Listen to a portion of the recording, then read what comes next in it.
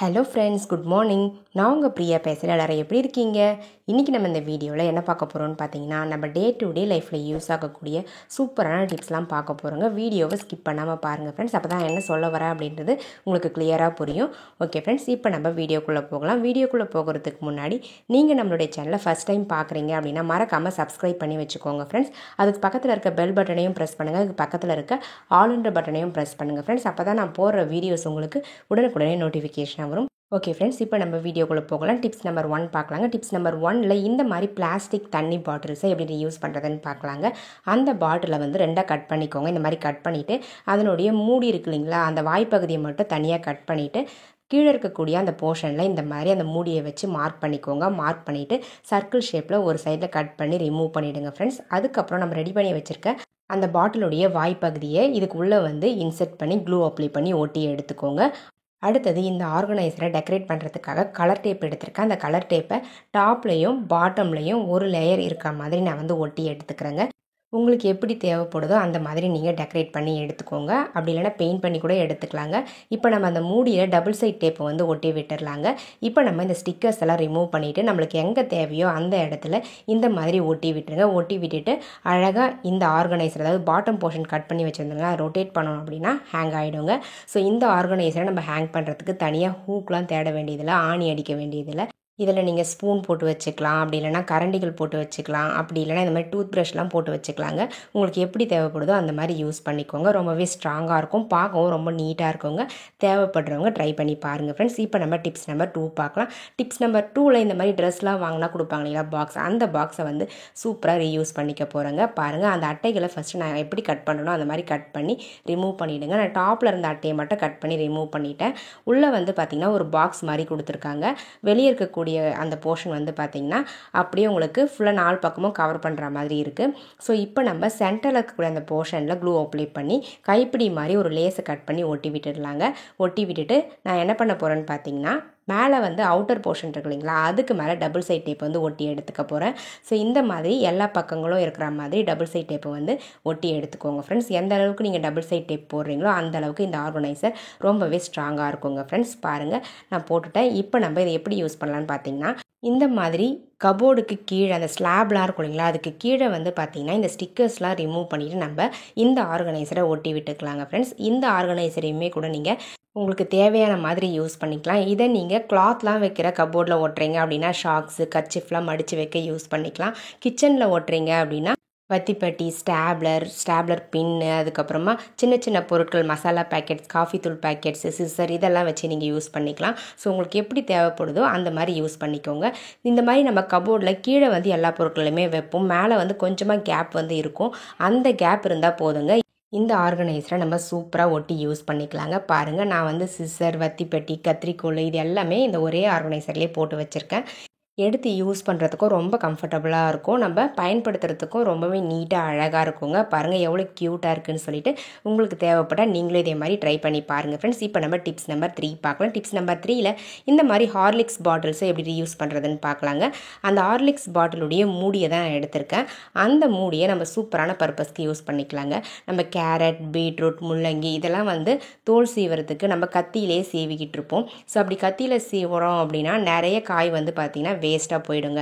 So இந்த மாதிரி நம்ம ஹார்லிக்ஸ் மூடியை யூஸ் பண்ணி தோல் சீவும் பொழுது அந்த வெஜிடபிளுடைய ஸ்கின் மட்டும்தான் உங்களுக்கு ரிமூவ் ஆகும், காய் வந்து வீணாகவே ஆகாதுங்க. பாருங்கள், நான் வந்து பீல் ஆஃப் பண்ணிவிட்டு உங்களுக்கு காமிக்கிறேன் எந்த அளவுக்கு சூப்பராக வந்து க்ளீனாக இருக்குதுன்னு சொல்லிட்டு. அவ்வளோதாங்க ஃப்ரெண்ட்ஸ், நான் ஈஸியாக க்ளீன் பண்ணி முடிச்சிட்டேன். ஸோ இப்போ பாருங்கள், நம்மளுக்கு தோல் மட்டும்தான் வந்து வந்திருக்கும், அந்த காய் வந்து கொஞ்சம் கூட வீணாகிருக்காதுங்க. பாருங்கள் ஃப்ரெண்ட்ஸ், இது வந்து கத்தியில் சீவனது, இது வந்து பார்த்திங்கன்னா இந்த ஹார்லிக்ஸ் பாட்டில் மூடியை யூஸ் பண்ணி சீவனதுங்க. உங்களுக்கே வித்தியாசம் தெரிஞ்சிருக்கும், தேவைப்பட ட்ரை பண்ணி பாருங்கள். இப்போ நம்ம டிப்ஸ் நம்பர் 4 பார்க்கலாம். டிப்ஸ் நம்பர் 4ல் என்ன பார்க்க போகிறோம்னு பார்த்தீங்கன்னா, இந்த மாதிரி பழைய டவல்லாம் உங்கள் வீட்டில் இருக்குது அப்படின்னா அந்த டவல்ஸை வந்து தூக்கி போட்டுறாதீங்க.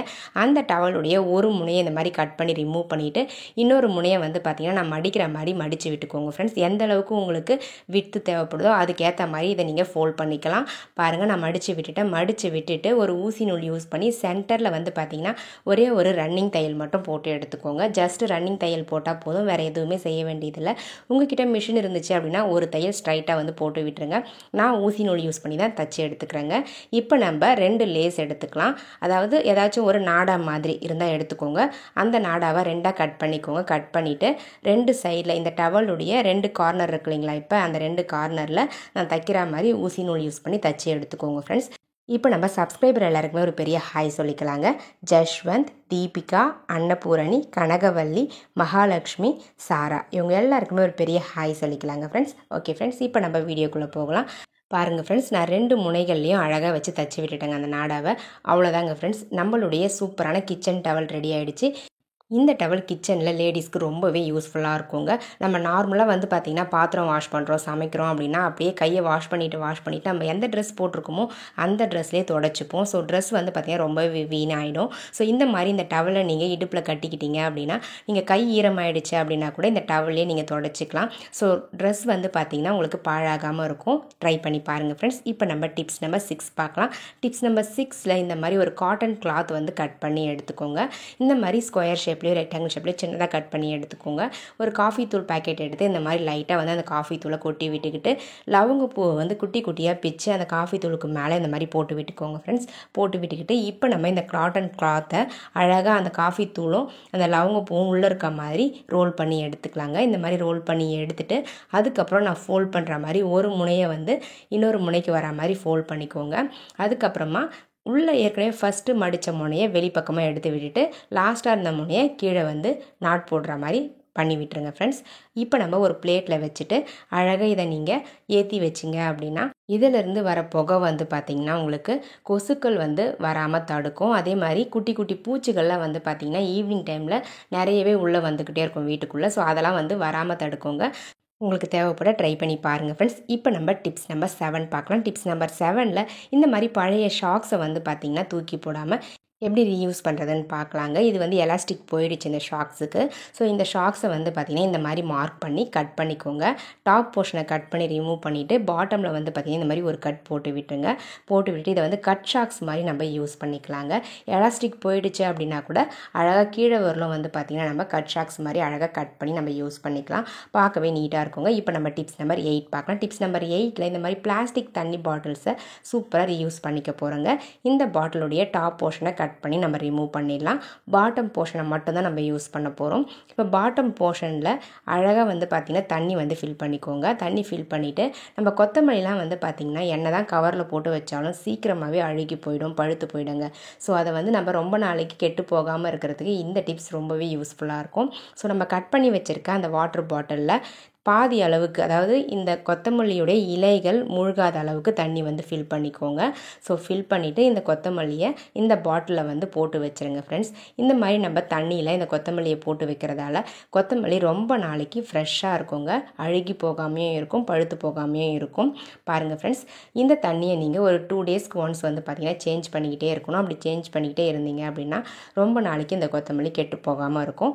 பாருங்கள் ஃப்ரெண்ட்ஸ், இந்த கொத்தமல்லியை நான் தண்ணியில் போட்டு கொஞ்சம் நேரம் தான் ஆகுது. ஆனால் அவ்வளோ சீக்கிரத்தில் வந்து பார்த்திங்கன்னா வாடி இருந்த கொத்தமல்லி ஃப்ரெஷ்ஷாக ஆரம்பிச்சிருச்சுங்க.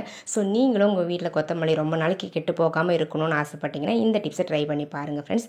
ஓகே ஃப்ரெண்ட்ஸ், இப்போ நம்ம நெக்ஸ்ட் டிப்ஸ் பார்க்கலாங்க. டிப்ஸ் நம்பர் 9 பார்க்க போகிறோம். டிப்ஸ் நம்பர் 9ல் நம்ம என்ன பார்க்க போகிறோம்னு பார்த்தீங்கன்னா ஒரு சூப்பரான டிப்ஸ் பார்க்க போகிறோங்க. நம்ம வீட்டில் பருப்புலாம் வந்து பார்த்திங்கன்னா ஸ்டோர் பண்ணி வைக்கிறோம் அப்படின்னா ஒரு 1 மந்த்துக்கு மேலே ஸ்டோர் பண்ணோம் அப்படின்னா அதில் பூச்சி வர ஆரம்பிச்சிடுங்க. ஸோ அதை அவாய்ட் பண்ணுறதுக்கு இந்த மாதிரி லவங்க இலை ஒன்று வந்து பார்த்திங்கன்னா எந்த பருப்பு ஸ்டோர் பண்ணுறீங்களோ அந்த பருப்புக்குள்ளே போட்டு விட்டுருங்க. போட்டுட்டு அதுக்கப்புறம் க்ளோஸ் பண்ணி வச்சுங்க அப்படின்னா பூச்சிகள் வண்டுகள்லாம் வராமல் இருக்கும். ஸோ ரொம்பவே யூஸ்ஃபுல்லாக இருக்கும். ட்ரை பண்ணி பாருங்கள். இப்போ நம்ம டிப்ஸ் நம்பர் 10 பார்க்கலாம். டிப்ஸ் நம்பர் 10ல் இந்த மாதிரி ரெயின் கோட்டை வந்து எப்படி அழகாக வந்து ஃபோல்ட் பண்ணி வைக்கிறதுன்னு பார்க்கலாம். நம்ம ரெயின் கோட் வந்து ஃபோல்ட் பண்ணி வச்சோம் அப்படின்னு பார்த்திங்கன்னா நிறைய ஸ்பேஸ் வந்து அடைச்சிக்கும். நம்ம கபோர்ட்லலாம் வைக்கிறோம் அப்படின்னா ரொம்பவே சிரமமாக இருக்கும். நம்ம என்ன தான் மடித்து வச்சாலும் ஒரு துணியை எடுக்கும்போது இது வந்து களைஞ்சி விழுந்துக்கிட்டே இருக்குங்க. ஸோ இந்த டிப்ஸை ஃபாலோ பண்ணி மடித்து வச்சு பாருங்கள், பிரிஞ்சு வரவே வராதுங்க. பாருங்கள், பாட்டமில் இருந்து வந்து பார்த்திங்கன்னா அந்த கிளாத்தை நீங்கள் அழகாக மேல் பக்கத்துக்கு ஃபோல்ட் பண்ணி விடுங்க. ஃபோல்ட் பண்ணி விட்டுட்டு அதுக்கப்புறம் அந்த கைப்பகுதியில் நான் மடிக்கிற மாதிரி மடித்து விடுங்க ஃப்ரெண்ட்ஸ்.